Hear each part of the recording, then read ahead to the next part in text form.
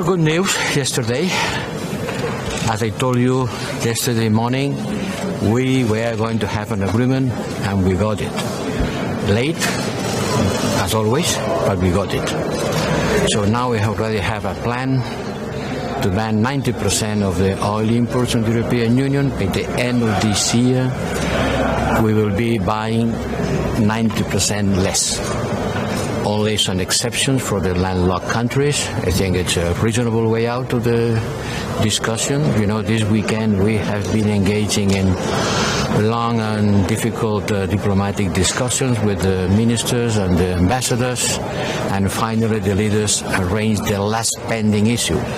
So the sixth package has been approved. Not only think on the oil ban, think also on three more important banks out of SWIFT.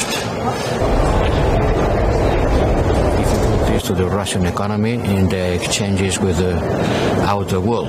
So this is another step further, another show of unity. It takes a long time in Europe to discuss and to agree because we require unanimity.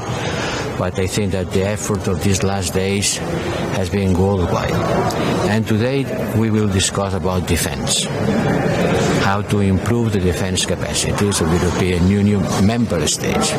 So remember that defense is a competence of the member states.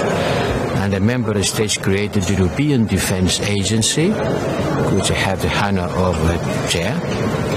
And the purpose is to try to look at how do we perform, and certainly we should doing more, but we have to do it all together. If every member state increases its expenditure, each one on their side increasing by X%, what do they already have?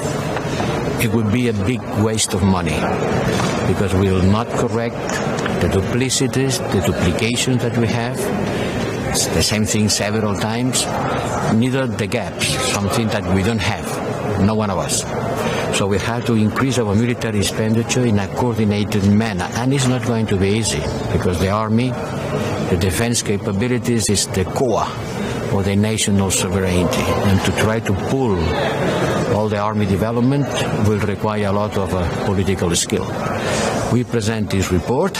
I, as President of the European Defence Agency, and the Commission, who has competences on defence industry, putting together the industry and the army in order to make the European Union stronger in the world, also from a military point of view, because what we have learned from the Ukrainian war is that it's not enough trade, it's not enough the rule of law, it's not enough to be a good civil power. We need to be also a military power. Mr. Borrell, experts say that the agreement reached yesterday is not really effective because the crude oil that is transported by sea can easily be sold elsewhere by Russia. How are you sure that the sanctions are actually weakening Putin? Certainly we cannot prevent Russia to sell their oil to someone else. We are not so powerful, but we are the most important client for Russia. They will have to look for another one, and certainly they will have to decrease the price.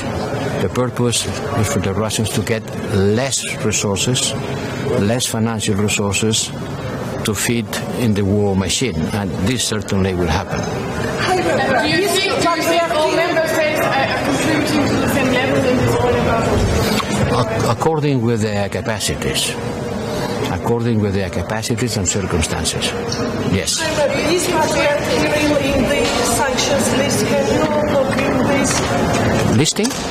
Patriarch Kirill is in the sanctions list. Can you confirm this? Who is it? The Patriarch. Yes. The Patriarch. I think so. You think so? Well, a week ago I would have said yes. I want to ask you about the candidates that support the country, Ukraine, Moldova, and Georgia.